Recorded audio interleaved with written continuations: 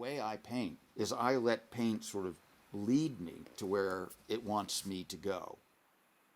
It's revealing stuff from my subconscious, and there's stuff in the back of my brain that I don't even know that's there, and I see it come out, and I see it get revealed in a way that wouldn't come out if it wasn't me letting the paint have its way.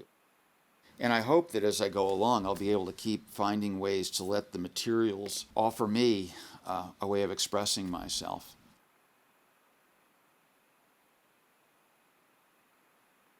We're in my studio right now, which is the hayloft of a barn, which is sort of an artist's dream come true. It's a great space to work in.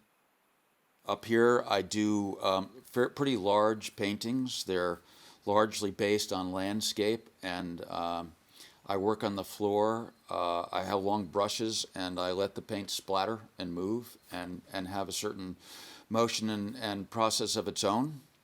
The paint leads me where I need to go. I also do sculptures. I use a lot of materials. I've just got into working with different kinds of wood. There's wood that I find in the forest around here. There are vines that grow up trees, and in the process of freeing the trees of those, I realized the stuff I was cutting down was really quite beautiful. It was a meandering, serpentine, very gestural kind of wood.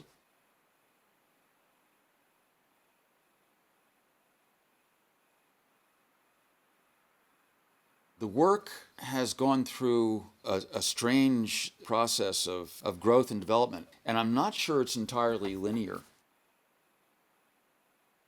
The work I was doing when I was first in New York before I went into medicine was large outdoor installations, and they were still reflective of and involved with nature. One piece comes to mind. It was about 40 feet long, and it was constructed of 4x4s and 2x4s and materials and a reflective aluminum surface. It was elliptical, and it had elliptical cuts in it, and it had several overlapping ellipses.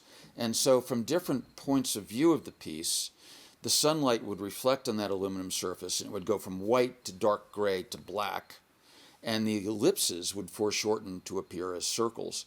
And so it made me very aware of my position relative to an object and how that related to the environment. I have different ways of expressing what I want to do. I suppose that by and large I'd refer to myself as a landscapist. With the abstract sculptures I'm doing today, which are really continuous loop, and there's a lot of gesture in that continuous loop, but they express some kind of form that to me is related to landscape and the fluidity and the motion of trees or water or the wind. And the paintings certainly are, whether they're more identifiably representative or less so, they're based on an understanding of an appreciation for landscape. When I was in art school, my heroes were all around me. No place like New York to be around to run into Richard Serra and Ellsworth Kelly. I was just brilliant. Donald Judd was fascinating, but a little too minimalist, I guess, for my taste. Where things will go from here, I'm excited to see. I mean, I never thought we'd be where we are now. Back in, when I left the art world, I thought, where are they going to go? And here we are. There's a universality to everything. And the golden perspective, the golden proportions are fascinating to me. Because if you look at and you guys all know about this, if you look at the proportions that happen, that pi occurs again and again. It occurs in the dimensions of the digits, the bones in the digits of our hand, and it occurs in the distance the planets have from one another, and it occurs in the distancing in the rings of a tree.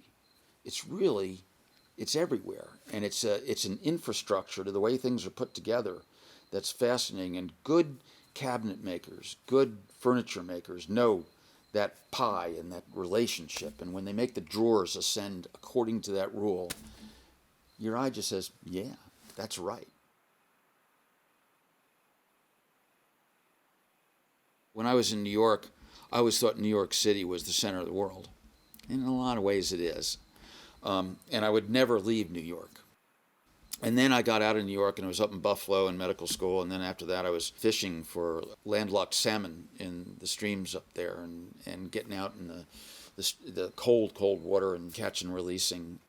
And I grew up on a farm, and I realized that I wasn't going back to New York.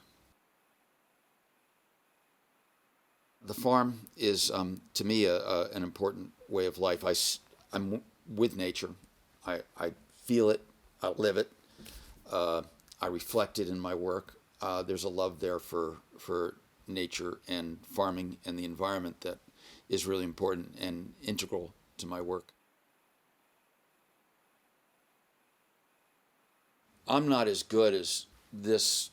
The natural order puts it together, and there's a genetic code, and there's a spiral helix that we call DNA, and all the information is there, and it's predetermined through millions of years of evolution that got it that way.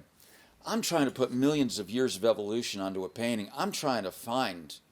So my chaos of paint splattering and overlapping and trying again and again and again, building up the layers and the surface, I'm searching. And I think that I know it when I get it right. And some portions of the painting I get right before others, and I sort of let those be, and then I paint the rest, and I keep working it until I think it's according to the rules. I suppose that there's an occasional inelegance to some of my work. There's one piece at Catalyst right now that I allowed that inelegance to be part of it, and it's the one with the 4x4s. Part of it has the swirling motion, and the other part is just boom. It's just 4x4 against 4x4, making a right angle block of turn. And I think that's an elegant of inelegance that kind of helps work with the rest of it, that I think it works. Sometimes inelegance is a good thing. Platypuses have a purpose.